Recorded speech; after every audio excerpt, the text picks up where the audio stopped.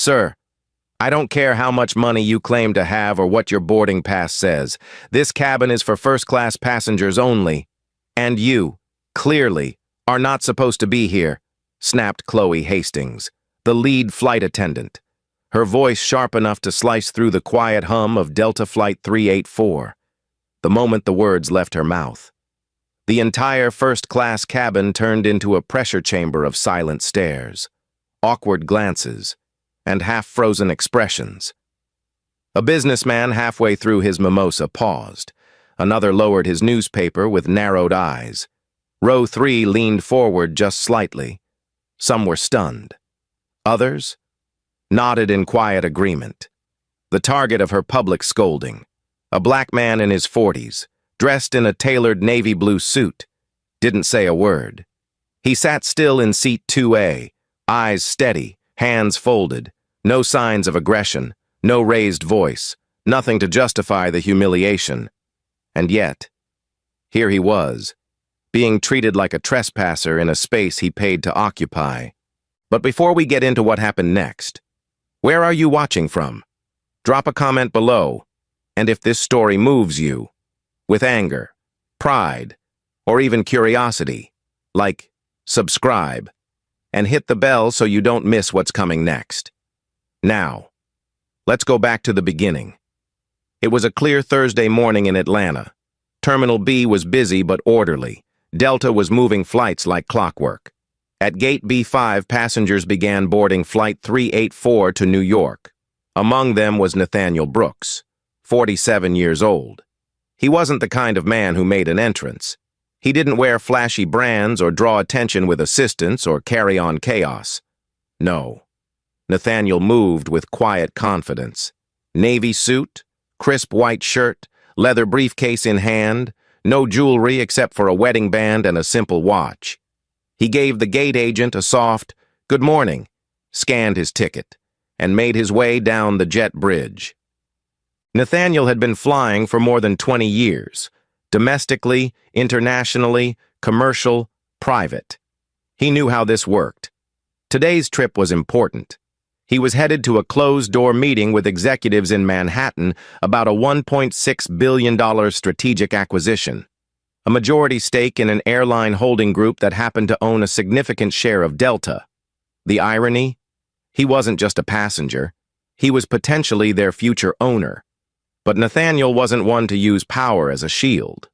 He wanted to see how he'd be treated on a normal flight, dressed plainly, traveling alone, without sending advance notice.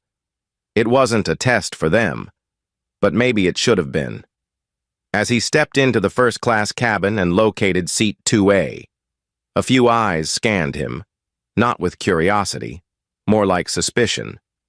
He gave a polite nod to the elderly woman in 1B, stored his bag in the overhead bin, and took his seat. That's when she approached, Chloe Hastings.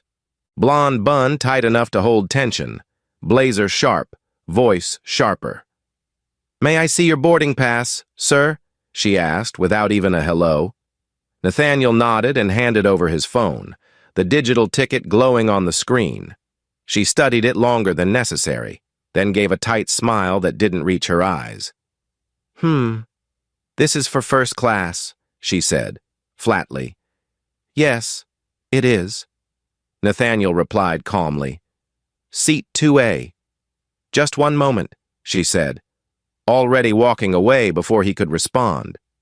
Nathaniel watched her retreat down the aisle, then turned to look out the window, unfazed. He'd seen this before, too many times. 2 rows back, a white man in his 50s wearing a gold watch leaned toward the aisle. His name was Bradley Kent, and his voice dripped with condescension. "Guess first class is getting more inclusive," he muttered with a smirk. The woman beside him shifted uncomfortably. Nathaniel didn't look his way. He didn't need to. Chloe returned a minute later, now with a younger flight attendant trailing behind her, Lisa Tran, by the name tag. She looked uncomfortable, unsure. Chloe, on the other hand, looked like she was ready to draw a line in the sand. "Sir, I'm afraid we're having trouble verifying your seat in the system. I'll need you to come with me so we can sort this out." "No need," Nathaniel said evenly. "You can sort it out while I remain seated. My ticket is paid, confirmed, and accurate." Chloe's voice hardened. "If you don't comply, I'll have to call airport security, and I'd rather not escalate this." That's when it all shifted. Nathaniel didn't raise his voice. He didn't threaten anyone. Instead, he calmly reached into his inside jacket pocket, pulled out his phone, and placed a call. "Camille," he said, "I'm at Gate B5, Flight 384. Bring the file. You know which one." He ended the call without another word. No anger, just precision. Chloe blinked. "Excuse me, who was that?" "My assistant," Nathaniel said. "She'll be here shortly." "That's not necessary," Chloe said quickly, her confidence flickering just for a moment. But it was too late. The mood had changed. A few passengers were now filming openly. Others looked away in shame. And Nathaniel Brooks? He remained seated, calm, grounded, and waiting. Because some battles don't need shouting, just presence. And this one had just begun. The silence in first class wasn't quiet anymore. It was loud, thick with tension, like a thunderstorm building behind every stair. Chloe Hastings stood frozen in the aisle, her body stiff, her lips pressed tightly as she tried to regain control of a situation that had clearly slipped from her grasp. She had just been told, calmly but firmly, that an assistant was on the way, and that one sentence from the man in 2A, "She'll be here shortly," carried more weight than any of the policy scripts she'd memorized during training. But Chloe wasn't ready to fold. Not yet. "Sir," she said again, voice still sharp but now laced with nerves. "This delay is going to hold up the entire flight. We need you to step out so we can clear this up with the gate agent." Nathaniel Brooks didn't budge. He sat in perfect stillness, a quiet mountain in a storm of small, brittle voices. "I paid for this seat," he said evenly. "I arrived early. I boarded without issue. If there's a problem, it's not with me. It's with your assumptions." There was no anger in his voice, just clarity, across the aisle. Bradley Kent let out a dry laugh and shook his head, clearly amused by the drama. "If I pulled a stunt like this, I'd be on a no-fly list by now," he mumbled. Chloe didn't correct him. She didn't say anything to him at all. She just hovered near Nathaniel, trying to decide whether to escalate or back off. But before she could make that call, a passenger in row 3, Renee Collins, a journalist for a progressive publication, pressed record on her phone and began quietly filming. Her lens captured everything: the body language, the refusal to look Nathaniel in the eye, the unease spreading through the cabin. Chloe noticed the phone but said nothing. Her priority was control. Optics could wait. "Let me speak to your supervisor," Nathaniel said calmly. Chloe hesitated, her fingers tightening around the edge of her tablet. "The cabin is my responsibility, sir." "Then make a responsible decision," he replied, turning to face her now. "Or let someone else do it." Chloe's jaw clenched, but before she could respond, Nathaniel's phone buzzed in his hand. He glanced at the screen. One text. "Arrived at Gate B5. On my way." He set the phone down on the tray table and leaned back into the seat, the way someone does when they know they're not going anywhere. The air in the cabin grew heavier. Even the hum of the engines seemed quieter than usual. And just for a moment, Nathaniel drifted, not away from the moment, but into it. His eyes softened, not with weakness, but with memory. He was 21 the first time he'd boarded a plane. He wasn't wearing a suit then. He was wearing a second-hand dress shirt, 2 sizes too big, and shoes with soles so thin he could feel the airport tiles beneath them. He'd been flying to New Jersey for a scholarship interview, one that would determine whether he'd get to leave behind a life of sleeping in his car and working double shifts at a gas station just to eat. He remembered the look the flight attendant gave him back then, too. Half pity, half suspicion. He remembered being asked if he was in the wrong seat. And the seat was right. But the assumption was always the same. You don't belong here. That was over 25 years ago. And yet, here he was again. Same flight path, same uniform, same assumption, a different seat, but the same judgment. He blinked once, grounding himself back into the present. "Sir," Lisa, the younger attendant, said softly as she stepped closer. "Would you like some water?" Her voice was different, gentler, sincere. Nathaniel looked up at her. Her eyes flicked nervously toward Chloe, who was still standing a few feet away, arms crossed. "Thank you," Nathaniel said with a small nod. "Yes, I would." Lisa turned, grateful for a reason to move. Chloe snapped quietly. "That's not procedure." "Neither is this," Lisa murmured, and continued to the galley. Chloe's eyes narrowed. That crack in her control was growing, and for the first time, passengers began shifting in their seats, not just from discomfort, but curiosity. First class wasn't just watching, it was waiting. They'd all seen arguments on planes before, but this wasn't a shouting match. This was something else. Quiet, controlled, unsettling. Bradley Kent pulled out his phone, pretending to check email, but he was recording too. He wanted to capture whatever lesson this man in 2A was about to learn. He still thought the ending belonged to him.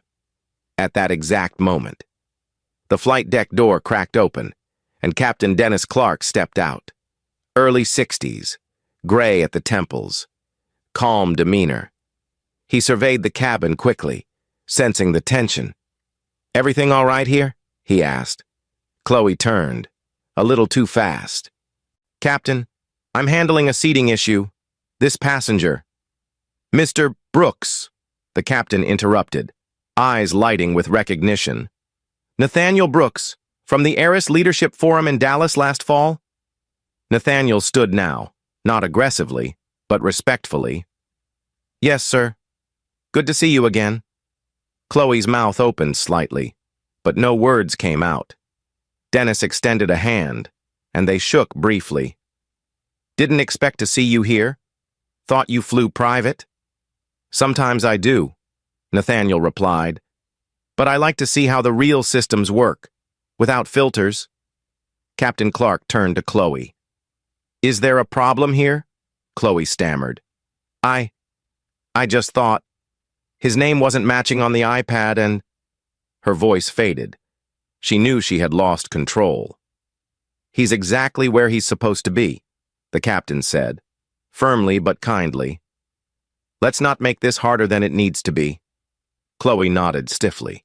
Lisa returned with the water and handed it to Nathaniel, who nodded in thanks. "Thank you, Lisa." She gave a tiny smile, the first she'd shown all morning. As Nathaniel sat down again, calm and composed, his phone buzzed one more time. He didn't even need to read it. He knew Camille had arrived. The clock was still ticking, and the real reckoning was just about to begin. There was something about the click of polished heels down the jet bridge that made even the cabin crew glance toward the front of the aircraft. Not fast, not loud, just steady, controlled, like someone who didn't need to run because the room would wait for them. That someone was Camille Harris.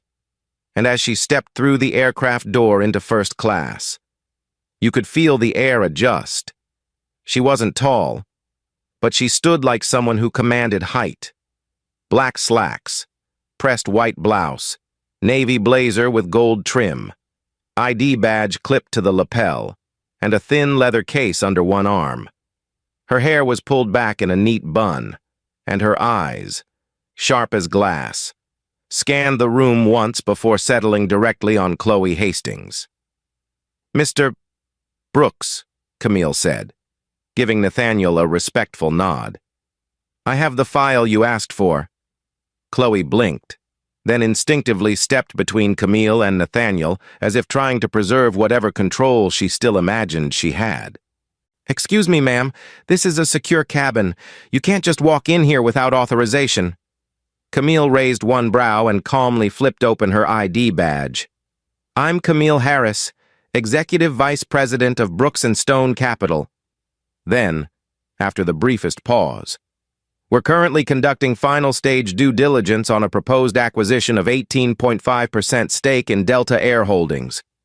The words landed like thunder in a silent canyon. Bradley Kent stopped mid-scroll on his phone. Lisa Tran turned slowly from the galley. The captain, still standing a few feet behind, folded his arms across his chest. And Chloe? She froze, because in a matter of 5 seconds, the entire power dynamic in that cabin had flipped on its head. I wasn't aware of any visitors, Chloe said, voice cracking slightly. You don't need to be, Camille replied, her tone even but firm. This wasn't a PR check. We're evaluating culture, equity, and leadership integrity, real-world interactions, not polished tours. She turned to Nathaniel. May I? Please, he said. Camille stepped forward, opened the folder, and removed a thick report. The front page had the Delta logo stamped on it, with the heading Phase 3, Behavioral Observations and Incident Readings. She placed it on the tray table in front of Nathaniel, and let her fingers rest there for a second. Then she added, just loud enough for nearby passengers to hear, the internal bias audit wasn't scheduled to begin until next quarter, but apparently, it started itself today. A low murmur swept across the cabin. Chloe's face flushed, a pale red crawling up from her collarbone. She turned toward the captain for backup, but he didn't move. He didn't need to. The message had already been delivered. Lisa stepped forward. Would you like me to bring a printed manifest to confirm the booking? She offered, her voice cautious. Chloe didn't answer, so the captain did. That won't be necessary, he said. I've flown with Mr. Brooks before. He belongs here. And just like that, the question of whether Nathaniel had the right seat became irrelevant, because the room finally saw him, not as a man to question, but as a man to reckon with. Bradley tried to recover, scoffing under his breath. So now we're letting CEOs test the help? Real professional? Camille turned, slowly. Mr. Kent, Bradley Kent. Interesting, she said. You submitted a funding proposal to our New York office in 2019, declined due to ethics red flags. Internal memo said your project lacked transparency. Bradley went silent. Camille didn't flinch. She looked around the cabin. Let's be very clear. Mr. Brooks didn't test anyone today. He boarded quietly, showed his ticket, and took his seat. What you saw, what you chose to do, was the test. Chloe tried one last grasp. There must have been a system error. The iPad wasn't showing his seat confirmed when I first scanned. No, Nathaniel said for the first time since Camille arrived. You didn't see an error. You saw me, and you made a decision, one that had nothing to do with policy. That line didn't come from a place of anger. It came from truth, pure and plain. And truth doesn't shout. It settles. In the silence that followed, something subtle shifted in the cabin. Passengers who hadn't looked his way before now lowered their eyes. Not out of shame, exactly, but out of recognition. That quiet realization that they'd witnessed something ugly, and perhaps silently condoned it. Chloe finally stepped back. I apologize, sir, she said, forcing each word like it weighed too much. If there was any misunderstanding— There wasn't, Nathaniel interrupted, his voice still composed. But your apology is noted. Camille turned to the captain. We'll be including this incident in our report. No names will be released until it's reviewed internally. but I'd strongly recommend proactive discipline before the press makes that decision for you." Captain Clark nodded solemnly. "Understood." Camille took a final glance around the cabin. "Mr. Brooks, I'll wait near the gate. Let me know if you need anything else." "Thank you, Camille," he said. She left the same way she came in, measured, efficient, and completely in control. The moment she disappeared from view, Chloe exhaled like someone trying not to cry. Nathaniel didn't smile. He didn't gloat. He simply adjusted his seatbelt and looked out the window again. The jet bridge was about to retract, and every eye in first class knew this flight wasn't going to be ordinary. Not anymore, because this wasn't just about a seat.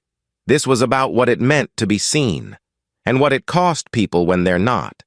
And though no one said it out loud, they all understood.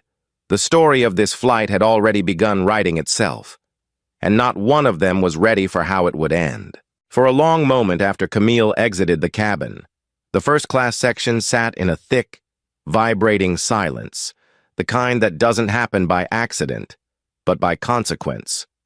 Chloe stood frozen near the galley curtain, her lips tight, eyes darting from passenger to passenger, from Captain Clark to Lisa, and finally, reluctantly, back to Nathaniel Brooks, who had said almost nothing all morning yet somehow changed everything. Lisa stood quietly nearby, her hands fidgeting with a drink napkin, clearly shaken. The passengers had stopped pretending to be distracted. Now. They watched openly, like a courtroom gallery that had just realized the defendant might actually be the judge. Chloe cleared her throat, but before she could say another word, Renee Collins in row 3 stood up. Not loud, not dramatic, just quiet and steady, the way a journalist rises when she's not just telling a story but becoming part of it. Her phone was still recording. "Excuse me," she said, locking eyes with Chloe. "I think the passengers deserve to know what just happened here. You accused this man of being in the wrong seat, twice. You tried to remove him from the plane, and now that you've been corrected, we're expected to act like it never happened?" Chloe opened her mouth, but Renee kept going. "I've been filming since you called security. Every word, every reaction. And when this flight lands, I'll be filing a formal report with the airline, with the FAA, and with my readers. And I have a lot of readers." She held up the phone, still capturing everything. Bradley Kent scoffed. "Oh, great. Another internet activist with a camera." Renee turned toward him calmly. "No, Mr. Kent. I'm an investigative journalist.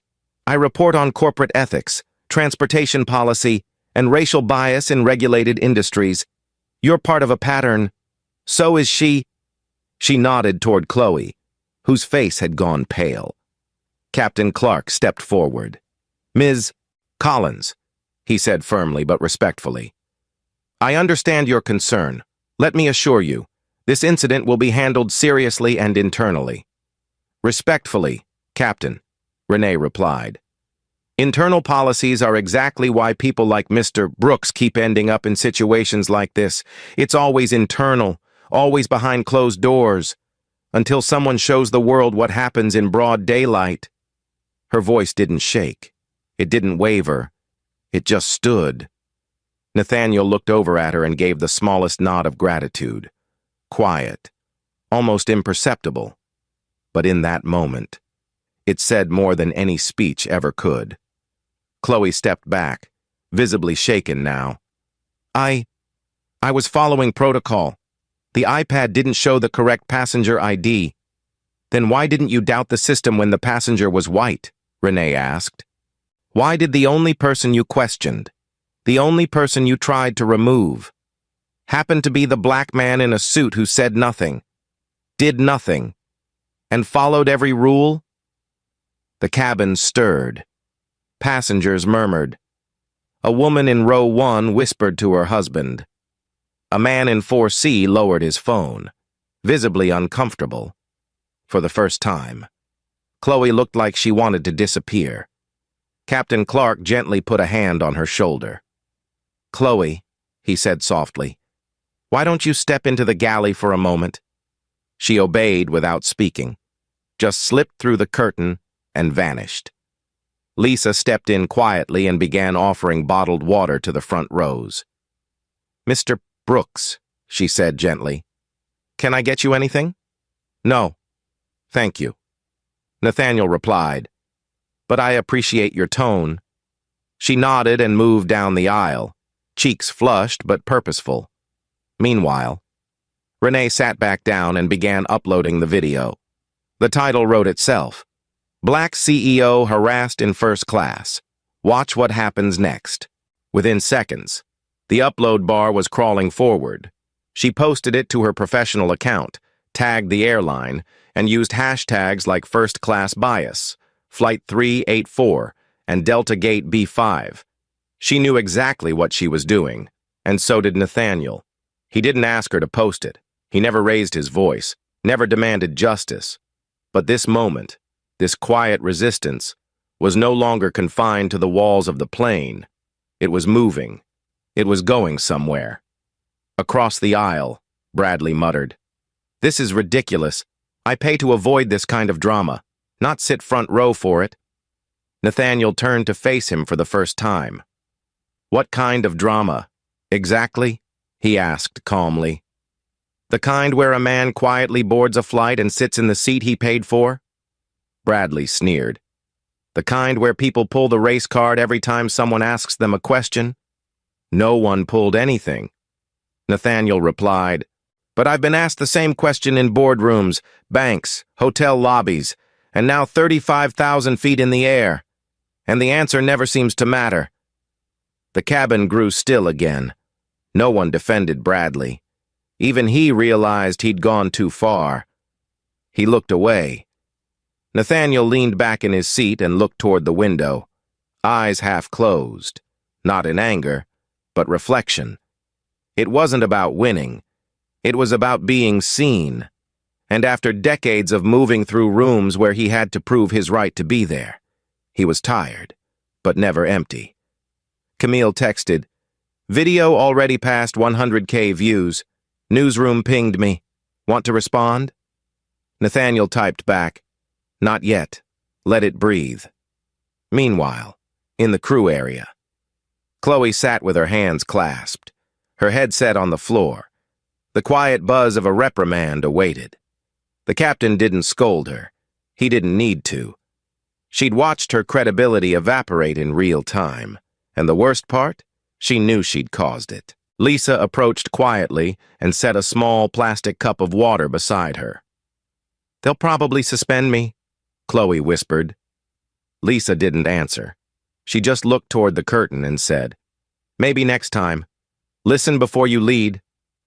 Back in row 2, Nathaniel reached into his briefcase and pulled out a small journal. No branding, just leather. He opened it, scribbled something on a clean page, then closed it again. Across from him, the mood had shifted. He wasn't the man they questioned anymore. He was the one they were now trying to learn from. And it wasn't over yet. The wheels were still on the ground, but this story was already airborne. The cabin lights had dimmed slightly, but no one was sleeping, no one reading, and no one pretending anymore. Because whatever flight they thought they were boarding that morning had turned into something else entirely. It wasn't turbulence from the sky, but from inside the cabin, from everything being reshaped in real time. Camille stood again, this time not just as a quiet executive, but as a clear authority figure. She returned to Nathaniel's row holding a silver laptop, flipped it open on the tray table, and turned the screen toward him. Passengers craned their necks. The screen displayed a PDF titled Brooks and Stone Capital, Preliminary Cultural Findings, Delta Air Holdings, Internal Use Only. It was supposed to be confidential, but as Camille scrolled down, she stopped at a heading in bold, recurring patterns of racial profiling within premium customer service divisions. It was page 17 of a 64-page document. Everyone could see the words. Camille said calmly, This document was meant for internal review only. But since it seems first class has become the review board, I figured we'd all take a look together. Her tone wasn't angry. It was composed, clinical. Over a 3-year period, between 2021 and 2024, Delta's internal compliance team recorded over 313 passenger discrimination claims linked to race or perceived social class. 72% of those occurred in first-class or priority boarding areas. The majority involved Black or Latino passengers questioned about the validity of their tickets or loyalty status.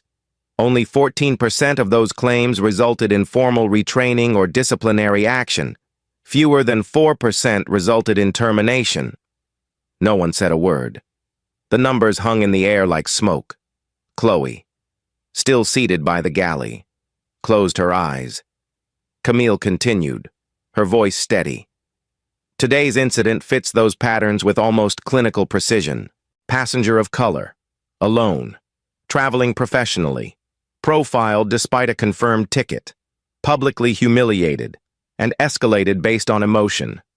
Not policy, Renee whispered from her seat. You can't make that up. Nathaniel hadn't said a word yet, but his silence had become the center of the cabin. Everything rotated around it. Camille closed the laptop and turned to Captain Clark, who had returned from the cockpit after speaking briefly with the ground operations manager. He stepped forward now and addressed Chloe directly, not with rage, but with finality. Chloe Hastings, effective immediately. You're suspended from active flight duty pending full review. You'll be escorted from the aircraft upon arrival by base leadership.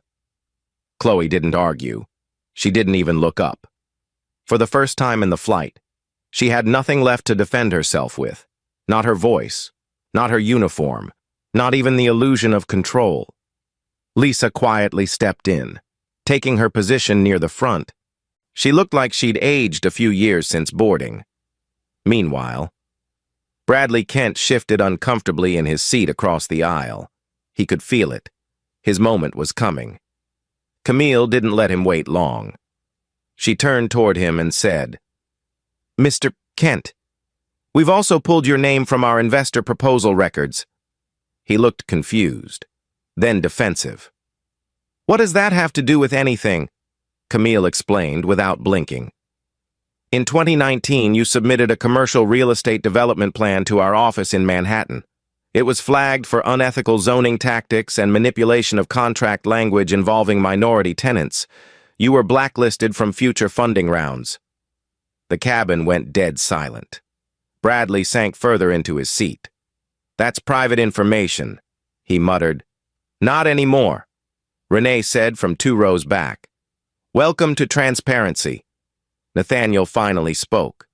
Not to attack, not to gloat, but to deliver the line that everyone would remember. You see, the thing about first class isn't the seat, he said, voice calm, full. It's the assumption, who you assume belongs here, and who you assume doesn't. He paused. You didn't see me. You saw what you expected me to be. And when the truth didn't match that expectation, you tried to erase it. A hush fell again, but this time it wasn't shame. It was clarity. He continued. There was a time I would have gotten off this plane. I would have apologized for making people uncomfortable just by existing, but I've spent my life proving my presence doesn't require anyone's permission. And today, I stayed in my seat, not because I needed to, but because somebody else watching needs to know they can. At that moment, Renee's phone buzzed. She glanced down. Her video had crossed 3.1 million views. Major news networks were now reposting it. Camille's team began fielding calls from the Associated Press and CBS. The airline's public relations director sent a message marked urgent. Delta's stock had dipped 1.7% since boarding, but none of that noise was louder than the silence of passengers processing what they'd just witnessed. An older white woman in 1C, who had said nothing all flight, turned and softly said, I'm sorry for how they treated you. Nathaniel nodded, kind but firm. Thank you. But don't apologize for them. Just help change it. The plane had yet to take off, but the shift had already happened. Not in altitude, in awareness, in accountability. And though the seatbelt signs were still lit, everyone knew, no matter where this plane landed, they'd never forget what happened before it even left the ground.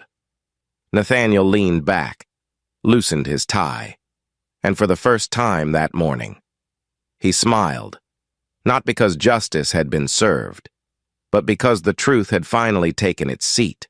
The plane hadn't even left the gate, but the flight already felt like it had gone 1,000 miles.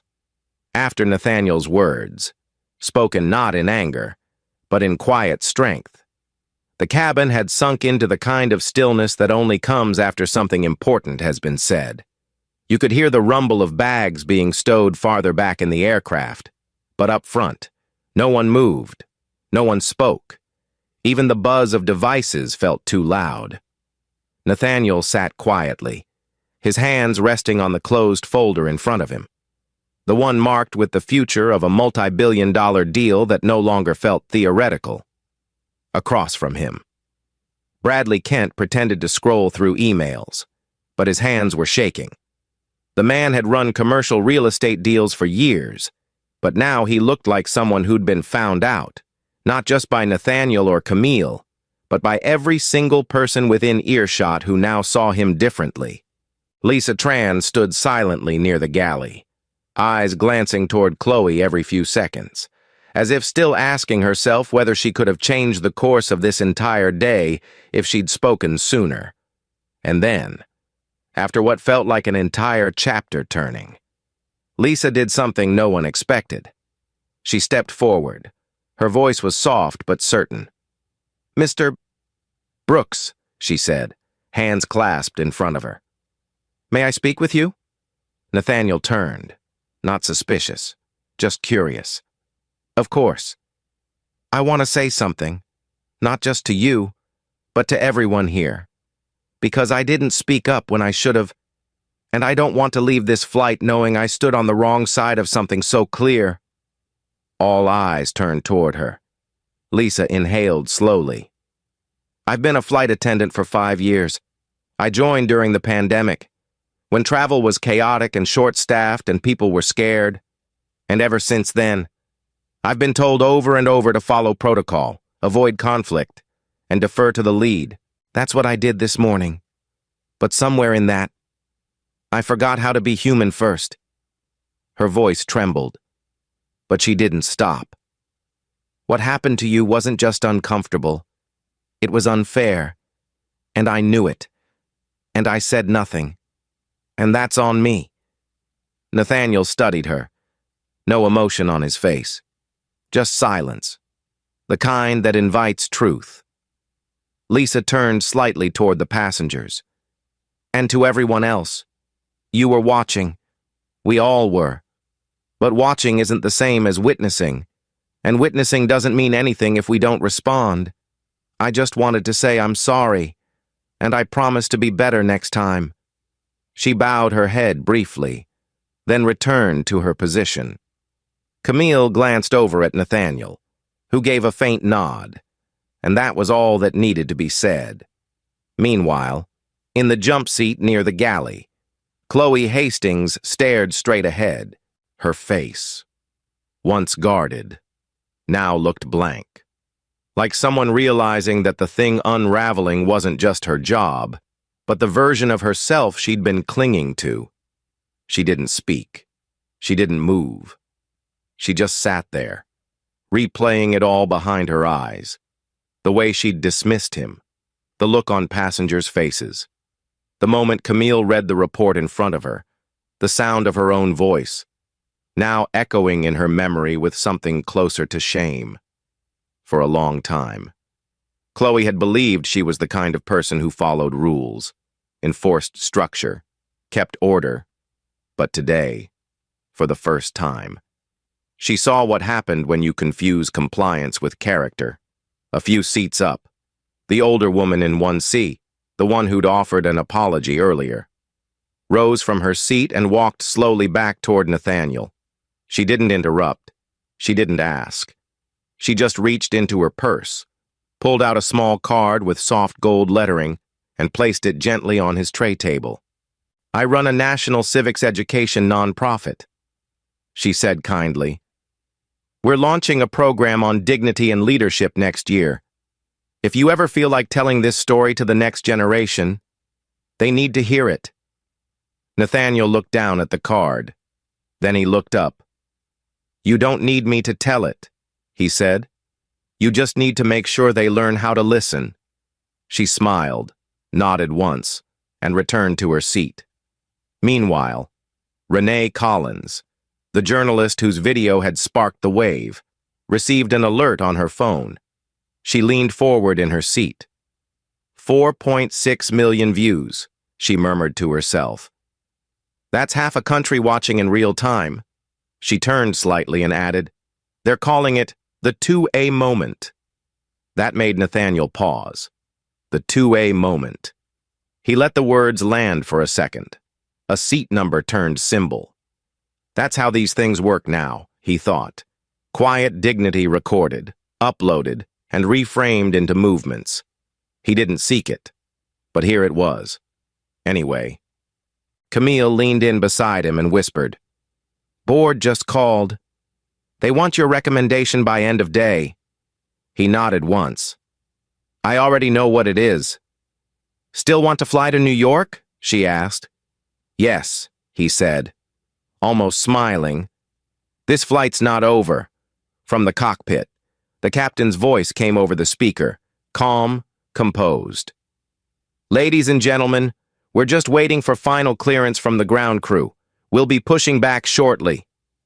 And then, as if nothing had happened, the cabin returned to its rhythm. Bags stowed, belts buckled, hands folded in laps. But everyone on board knew better, because something had happened. Something real.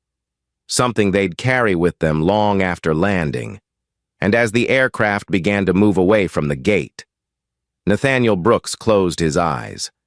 Not to sleep, but to remember the moment when staying seated meant more than taking off. It meant rising. The wheels touched down at JFK just after 1:42 p.m., and for the first time since boarding. There was a gentle exhale that moved through the cabin, not relief in the traditional sense, but the slow release that comes after witnessing something that changes you, even if you weren't sure why at the time.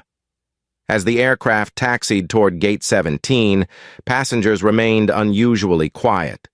No one scrambled to open overhead bins. No one stood prematurely.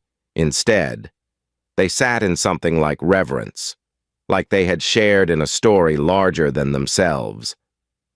Nathaniel Brooks stayed seated, eyes forward, seatbelt still fastened. He didn't need applause. He wasn't searching for attention. His expression said what he'd been saying all day without raising his voice. "I belong here." And now, finally, everyone else knew it too. The captain came over the speaker again, his voice low, measured. "Ladies and gentlemen, on behalf of the entire flight crew, we'd like to thank you for your patience today. We hope your time aboard Delta Flight 384 gave you a little more than just miles." It was subtle, but everyone heard it. Camille stood in the aisle beside Nathaniel, her phone still buzzing every few seconds. "The video's at 6.3 million views," she said under her breath. "We just got calls from the New York Times and NPR." Nathaniel smiled faintly. "Let them talk. I'm done performing." "It's not a performance," she replied. "It's a standard. And you just raised it." He nodded once, and then turned to Lisa, who now stood at the front of the cabin like someone different than who she was when the day began. "Lisa," he said gently. She stepped over. "Yes. Mr. Brooks?" "Thank you," he said. "Not for the water, not for the apology, but for recognizing the moment. While it was still happening." She nodded, lips pressed tight, eyes holding back tears. "I'll never unsee it," she said. Good, Nathaniel replied. That's how change begins, just behind them. Chloe remained seated near the galley, still in uniform, but stripped of authority. She hadn't spoken since the captain formally suspended her. Her face was pale, posture rigid, and for the first time since boarding, she truly looked like someone reckoning with the weight of her own actions.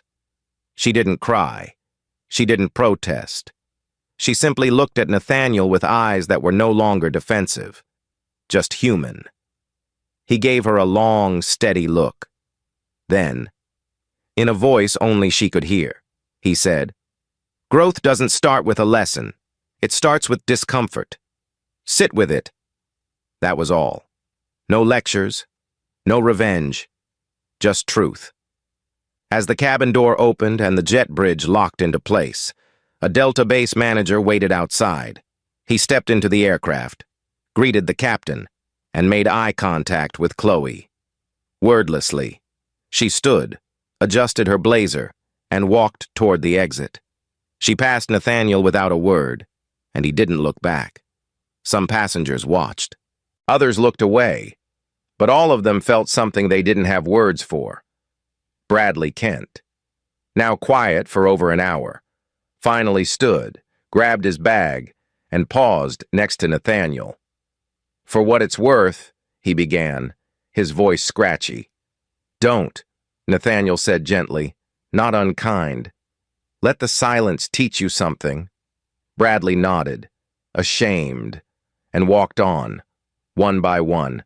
Passengers deplaned, but many stopped to offer something before they left. A touch on the shoulder, a whispered thank you, a look of solidarity. One woman handed Nathaniel a folded note. It read, "My son is 22 and applying to law school. Thank you for reminding me what kind of world I want him to walk into." Finally, Nathaniel rose. He took one last look at seat 2A, the seat where it all began, and then stepped into the jet bridge. Camille followed close behind. As they walked through the terminal, phones rang, heads turned, reporters hovered at a distance. But Nathaniel didn't break stride. He wasn't chasing the spotlight. He was walking through it, owning every step like it was already his. Outside the terminal, a black car waited. Camille opened the door, but before getting in, Nathaniel paused. "Let the board know," he said. "We're postponing the investment review for 90 days. Camille's eyes widened. "That's going to raise questions." "Good," he replied. "Maybe this time, they'll ask the right ones." She smiled, closed the door behind him, and joined him in the back seat. The car pulled away from the curb, merging into the stream of yellow taxis and rushing travelers. Inside, Nathaniel stared out the window, not at the city skyline, but at his own reflection. He thought about the boy he used to be, the one who once swept floors at the back of a gas station after midnight shifts, the one who was told more than once, "You're not supposed to be here." And yet, here he was, older, wiser, still carrying the weight of being seen last instead of first. But this time, something shifted. This time, he didn't just reclaim his seat, he redefined it. And as the car moved forward, Camille leaned over and asked, "How would you like to respond to the public statement from Delta's CEO?" Nathaniel turned slowly, his answer already formed. "Tell them I'm not here to cancel anyone. I'm here to correct something. And sometimes, correction starts with one person staying seated long enough for the world to stand up." And with that, the story closed. Not with rage, not with revenge, but with a quiet revolution led by a man in seat 2A who never raised his voice, never broke character, and still changed everything. Thank you for watching. If this story spoke to you, please like, subscribe, and share your thoughts below. Sometimes, real change starts with one person choosing to stay seated.